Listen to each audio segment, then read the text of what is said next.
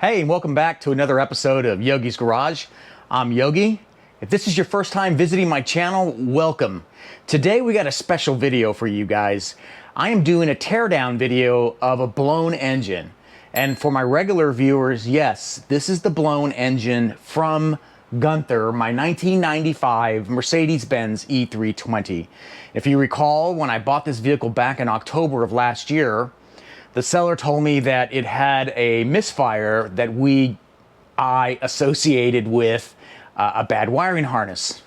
For those of you who know what 1995 wiring harnesses are all about, yes, this one was a culprit of a biodegradable wiring harness, but that's not what caused this engine to fail. What caused this engine to fail is somebody put nuts and bolts in cylinders 5 and 6. That's right, nuts and bolts.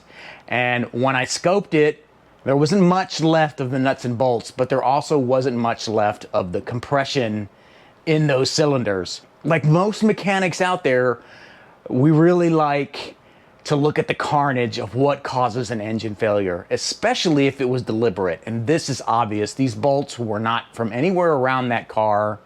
It was a deliberate sabotage in the engine, not from the previous seller, but the previous seller is telling me that he has never had any work done on the car within the 5 years that he owned it. So that tells me this beast of an engine ran with nuts and bolts in the combustion chamber for at least 5 years. And who knows how long he had lost compression. So here we are, it's 2022. Let's tear this engine down and see the carnage. Let's do it.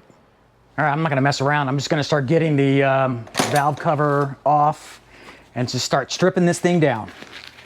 No mercy. I'm gonna swap out the battery. More horsepower.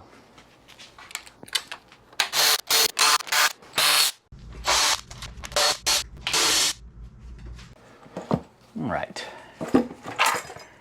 There. Starting with pulleys.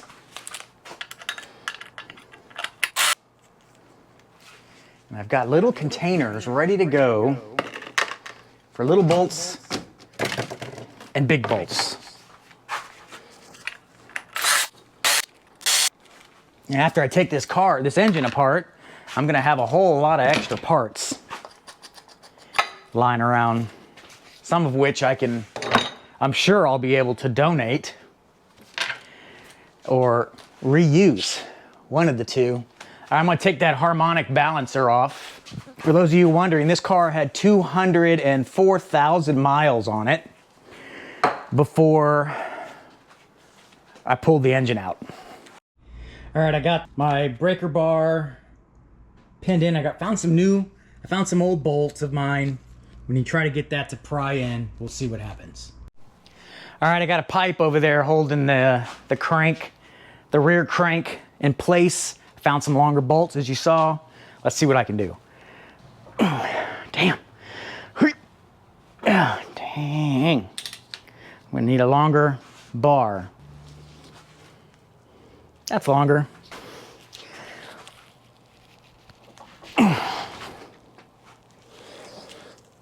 Ready?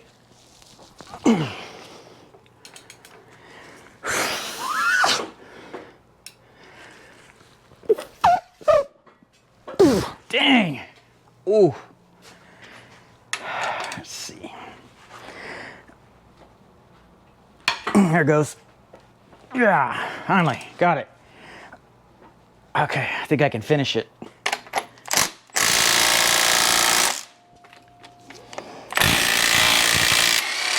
There it is.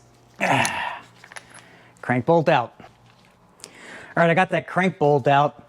Now I just got to get that harmonic balancer insert out. I should just make a couple of poundings. Right there, in case I miss it. Put a little cushion down right there.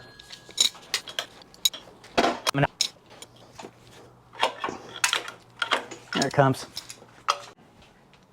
All right, gonna take off this vacuum thing. These are parts, you know, functional parts. I might be able to sell these for something. So 2 parts. I'm gonna take this pipe off, which means I gotta take the water pump off. Gonna have a little bit of a problem here. I have to fight off the mud daubers to get to that last bolt. Let me see if I can see that. Yeah, right there.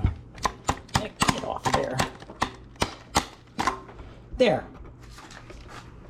Gotta do what you gotta do, I guess. Whoa! I think I forgot there was coolant in here.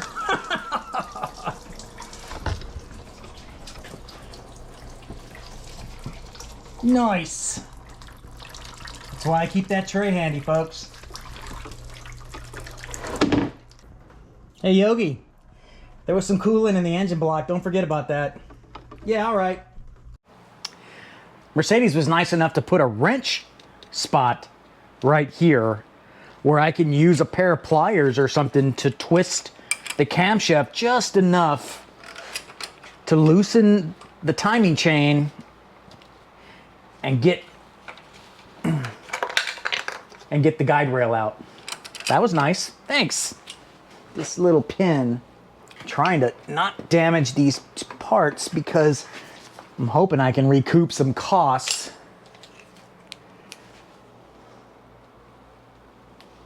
Yeah, there's a pin in there. I just know it.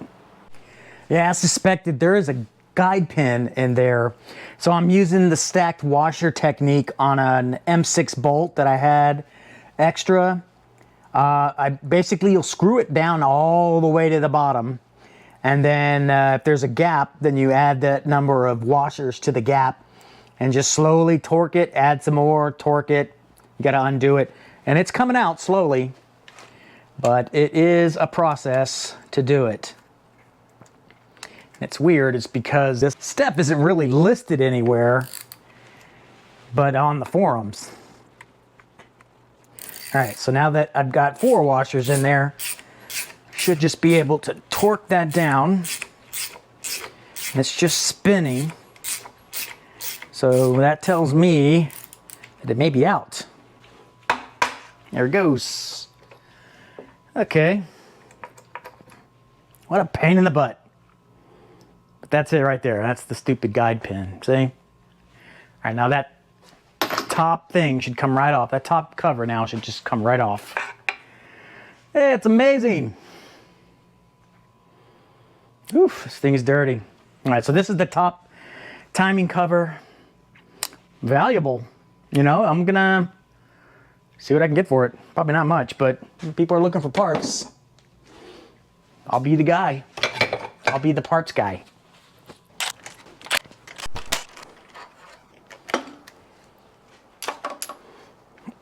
Damn. You know, nothing's easy, man. If it was easy, everybody'd be doing it. Now I've got the... See, this thing's stuck in there now. Couple more bolts. 3 more bolts.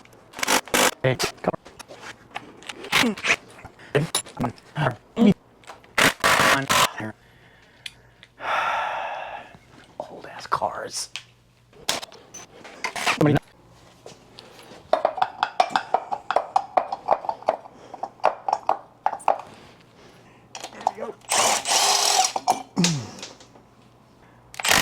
There we go.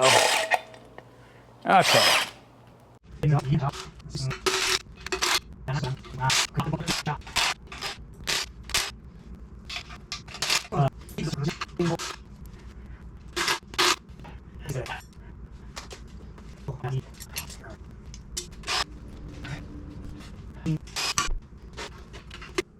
It's a pretty good intake manifold here. I mean, it's got a problem, you know, with this bolt here, but, you know, maybe worth selling. The last one here. Another good exhaust manifold. And these gaskets, believe it or not, look really good. I mean, like, new really good. So, somebody's been in here. I was hoping I could get the cylinder head off without having to take the camshafts off, but it doesn't look like that's the case. The head bolts are recessed in on top of these caps, and I don't have a tool quite long enough to get in there.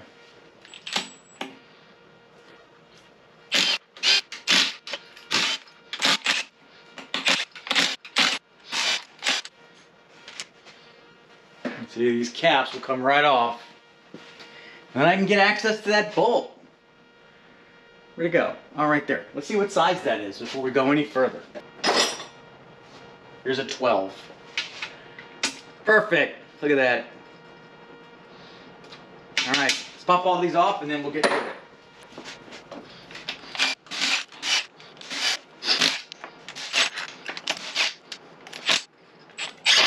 Thing. Not too bad. A little bit of wear. But these things are hefty, man. I mean, this thing right here is probably a good 10 pounds. Just gonna keep piling up parts so we can get this cylinder head off and we can look at the carnage. Getting there.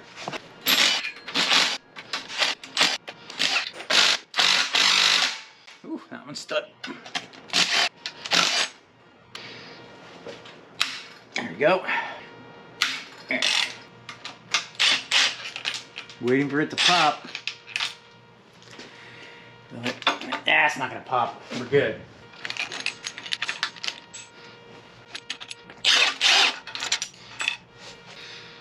Yeah, this is quite a bit of weight that I'm taking off, so that getting that head off won't be too challenging. The cylinder head bolts are gonna give me some trouble, I just know it. Oh, or not. Whew, this seems really loose for cylinder head bolts. What the hell? Now, this cylinder head shot. I know this. But it's always good form to stick to the rules.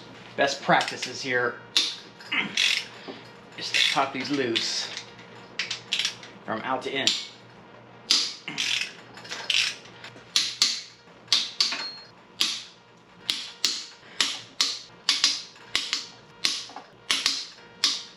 Now I gotta find a place to put this. Now that all those bolts are loosened up, I'm just gonna zip them off. Whew, these are some hardy bolts, man. Look at the size of those things. Oils. There we go. Not gonna be hard, I don't think. Yep.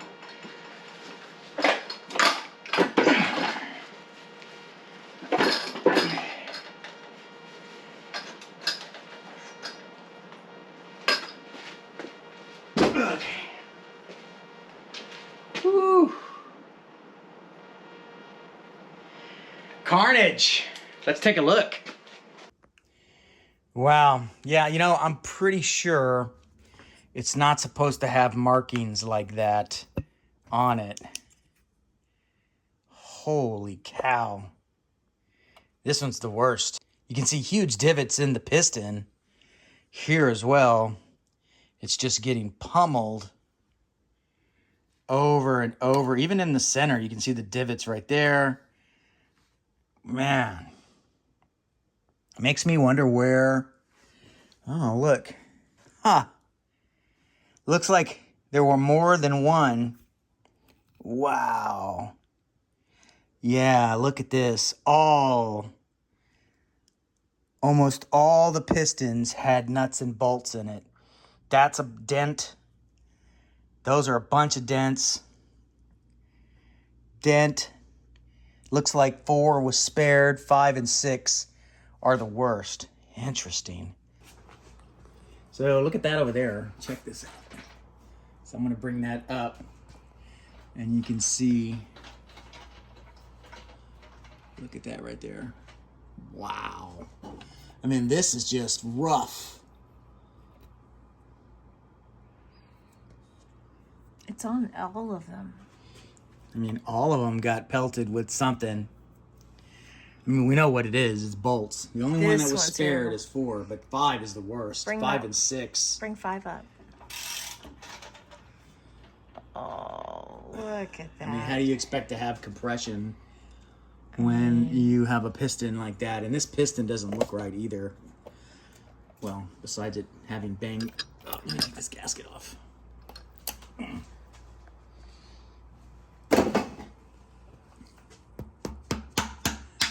It's really loose in there. Look at that. It should not move like that at all. Hence the reason there's no compression. I mean, look at that. Yeah. You want to do that? Yeah. Let's take a look at that cylinder head. All right. So these have got to come out because they're just going to flip out when I flip this thing over. Ugh. It's so oily. Hey, look at that. You smart, Yogi. That's what I hear. Bet I know of a magnet that can get those stubborn ones out.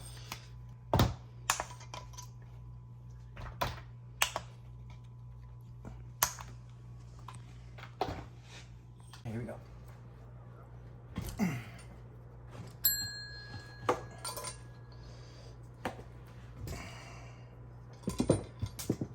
Oh, I heard things hit the ground. It's just washers and stuff. Okay. Insane. So, I mean, obviously you can see why compression would be a problem. If you've got big dents here and you can't get a good seal. Here's a part of the bolt or whatever it was at one point is still stuck in there. I don't think it'll ever come out. I think it's fused to it. Here too as well, very sharp. Look at that, jeez. Here as well. Yeah.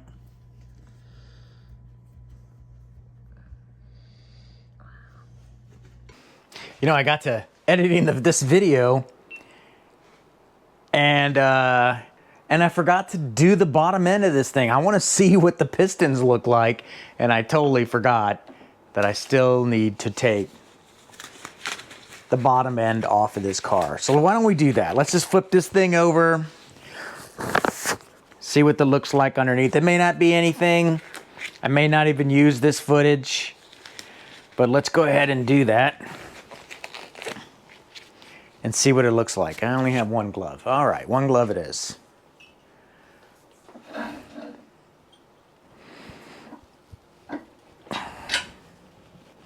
Okay, my little thingy. All right, we're gonna go slow here. I heard something fall out. That's the chain.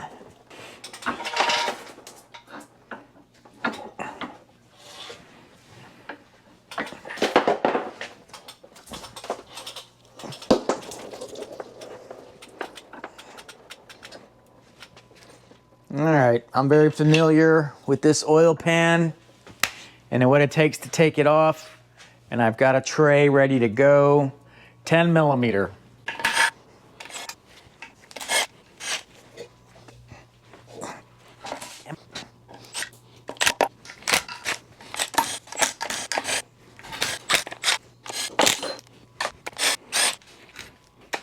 $13 mil.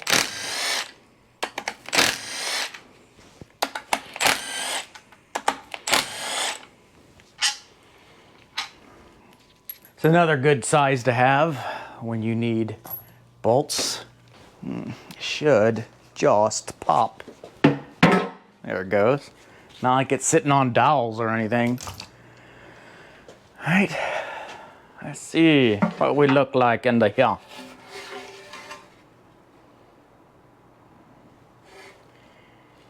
Pretty gosh darn clean, if I say so myself. The caps for the crank itself are 13 millimeter bolts, but they're 12 pointers. So be sure to make a note of that.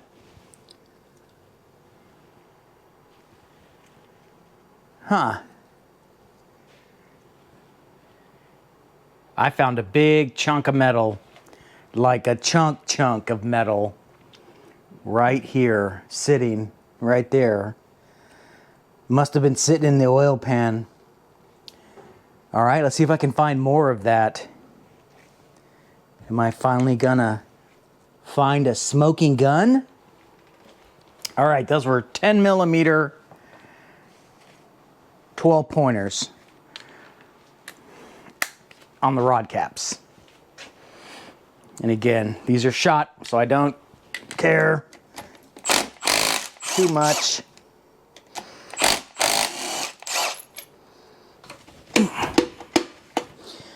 Well, my tool got stuck. And there's a connecting rod cap right here. Hey, that's a bearing. Bearing looks good.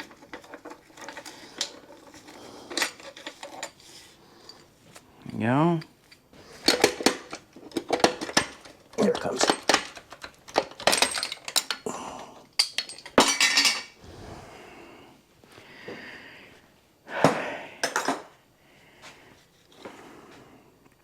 Wow.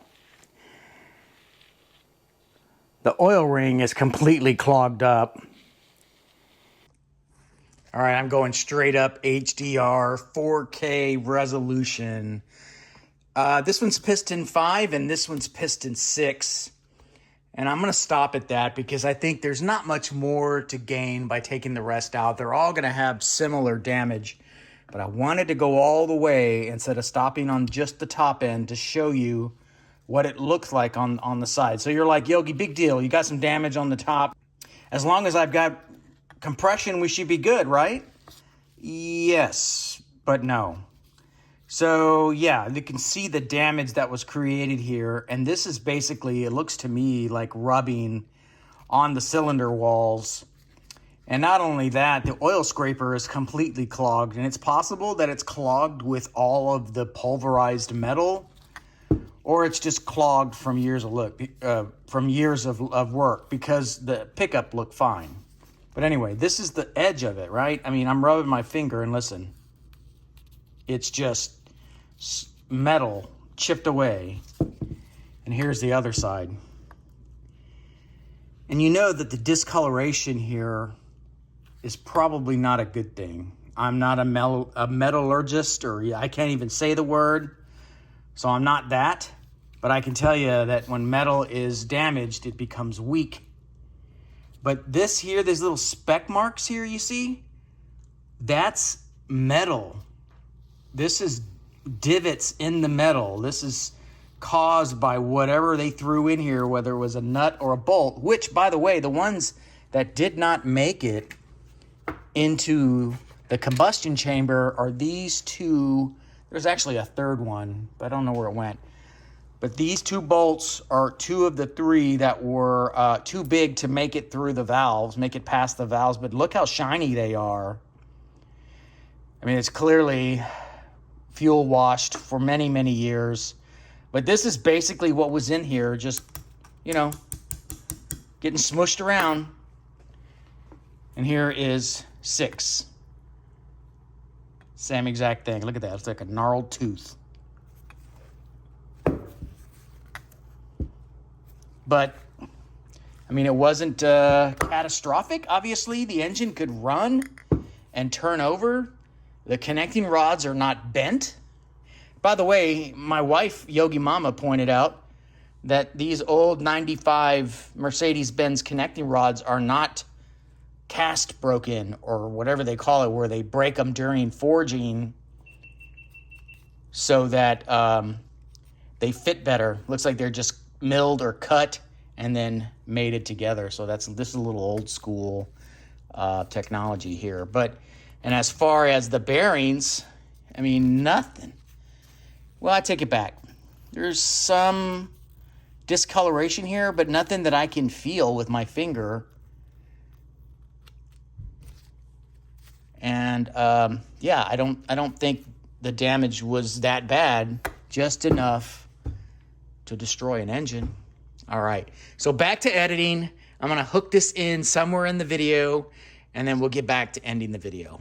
Or we'll get back to ending the video back to the video. Wow, okay, so you saw the damage. Yeah, it was worse than I thought. I thought it was just in cylinders 5 and 6, but you saw that somebody managed to sabotage 5 out of the 6 cylinders, but because that this engine, in my opinion, is extremely over-engineered, it managed to survive most of the damage, but eventually it lost compression in 5 and 6, and that's why the engine is blown. So what's next? Well, I think the engine block is going to be salvageable for what it's worth. The cylinder head is shot. The valves may be salvageable, but some of the other components on the outside, like the throttle body and the pump and things like that, may help offset the costs of the purchase of this engine. Like I said, the engine that I bought from a salvage yard was $400, so not bad, right? 400 plus getting a U-Haul and the gas. I would say roughly about $500 is what it cost me to get the engine, plus about 200 in parts to refresh the belts, the pulleys, the water pump, excuse me, the thermostat, things like that that needed to be freshened up prior to putting that other engine back in. So this concludes the Gunther engine resurrection project. You saw what caused the damage firsthand. It's pretty bad, folks. But now we have a fresh engine in there. We got to get the transmission fixed. That's for a future video. And then we got to work on the Porsche, right? Still waiting on those connecting rods. You folks at Ellen Engineering, I know you guys are working your butts off to get parts out the door. I'm still waiting for my connecting rods. I can't keep my project on hold forever, so please help me. But with that said, if this is your first time visiting, welcome. I hope you enjoyed it and you learned something. You saw what crazy people can do to an engine. If you're a frequent visitor, thank you. Spread the word, like and subscribe. You know what to do. And thanks for watching Yogi's Garage. We'll see you next time. Part-time shadow cat, part-time. That is not a guy that I would ever want to try to battle rap. Snap, crackle, pop, mind fried to a crisp, make an MC into a wide-eyed lunatic.